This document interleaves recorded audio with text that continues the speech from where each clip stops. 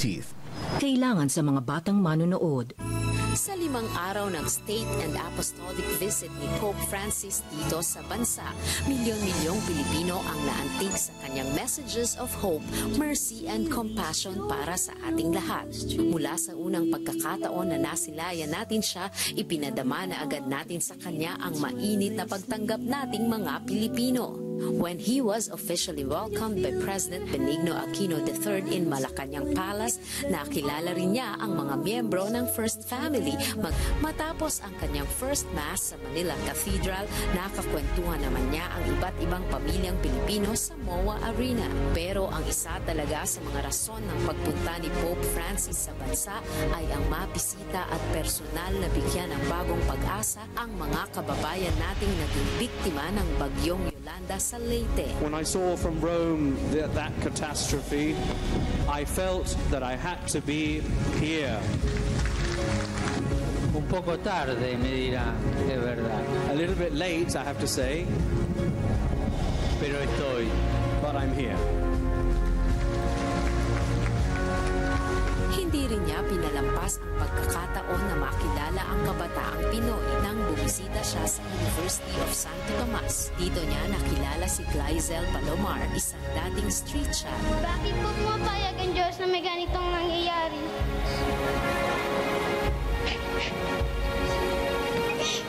Kahit walang kasalanan ang mga bata. At bakit kaunti lang ang mga tao tumutulong sa amin? Presten ustedes atención. Ella hoy ha hecho la única pregunta que no tiene respuesta y no le alcanzaron las palabras. Necesitó decirla con lágrimas. Si vos no aprendés a llorar, no sos un buen cristiano. Aprendamos a llorar, como ella nos enseñó hoy. No olvidemos este testimonio. Sa concluding mass na ginanap sa Quirino Grandstand, bawat Pilipinong Katoliko hindi natinag ang pananampalataya at pagnanais na kahit papaano ay makapiling ang Santo Papa.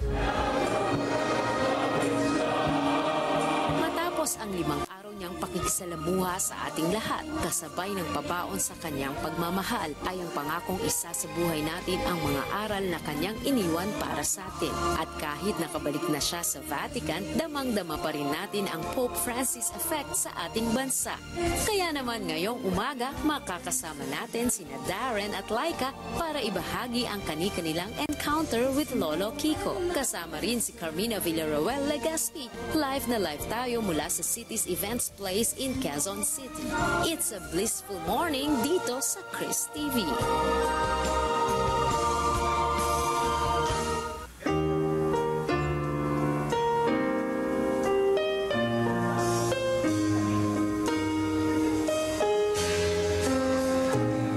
For God so loved the world, He gave us His only Son, Jesus Christ our Savior.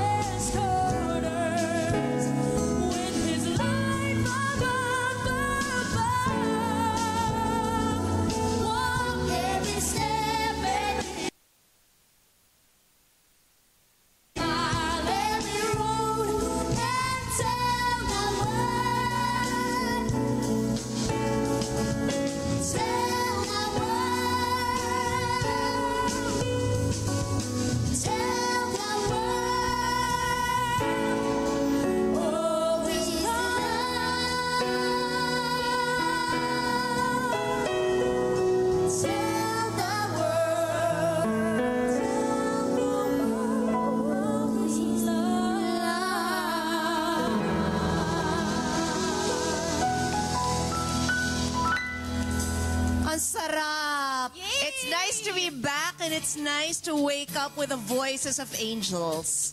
Ang galing yung dalawa. Super duper duper galing. Good morning! Morning po. Alin kayo, dito kayo. Ikaw muna. Ay, ayaw pa muna kayo sandali kasi hihingi ako ng reprise. Kasi okay. Hindi, may i-request lang ako dun sa mga nanonood. Kasi kagabi maaga ako natulog. Pero pagising ko, I was reading all their comments. Okay. I don't think it's fair to be pitting the two children against each other. Diba? Parang, let's celebrate their talent. Si Laika was blessed with a beautiful voice. Darren was also blessed with a beautiful voice. Regalo po yan ng Diyos. Hindi po nakakatulong dun sa dalawang bata kung ang mga fans nila nag-aaway-away. Kasi dapat, di ba, i-celebrate natin ang talent nila. Pareho silang maganda ang boses. Pareho silang biniyayaan ng Diyos. So, bilang magulang ako, na-hurt ako. Na, I'm sure you feel the same way, inaanak. Kasi, alam niyo yung we are so critical when we should just be celebrating na meron tayong dalawa na ganito kahusay. Yes. Agree, inaanak? Yes. Diba? So, para magkaiba naman Pareho silang magaling, magkaiba lang talaga sila ng style. Yes. So, dapat wag natin silang i-compare. Hindi, and kung i-compare man, di ba parang wag naman in a cruel way. May mali doon talaga, especially because, Darren, tama? 12? 13. Sorry, pinipilit kita maging 12. 13. And Laika is 9, tama? Hindi po. 8. 10? 10 na naman ako. Hindi, parang kasi, di ba? 10 and 12. Yes. Come on, lahat ng mga nagko-comment na yan, at any Wait, age, Ninang, saan yan? sa IG. Kasi meron mga fans na okay. nagko-comment sa kanila na nag-aaway. And gusto ko lang sabihin na even when we reach 100, will we ever have their talent? I don't think so. Oo diba? naman. Oo naman. Diba? My God, kahit umabot na tayo sa langit, hindi maging ganyan ang boses natin. So, sana tayong lahat, suportahan natin silang dalawa. Tama. Kasi sa nakikita ko sa kanilang dalawa, okay sila eh. Oo, tsaka parang very supportive sila sa isa't isa. Correct, Nagtutulungan diba? sila. So yun nga, and yung parang di ba, yung parang ang pareho naman silang pwedeng mag-succeed dahil isa babae, isa lalaki, Oo. magkaiba yung style, magkaiba yung mga songs na kinakanta. So bilang mga tagahanga, just because you like Darren, it doesn't mean that you can't like Laika, or if you like Laika, it doesn't mean you can't like Darren. We can love them both equally. Yes, I agree. Kaya sinabi ko na wag natin sila pa-open kasi hihingi ako ng reprise sa kanila kasi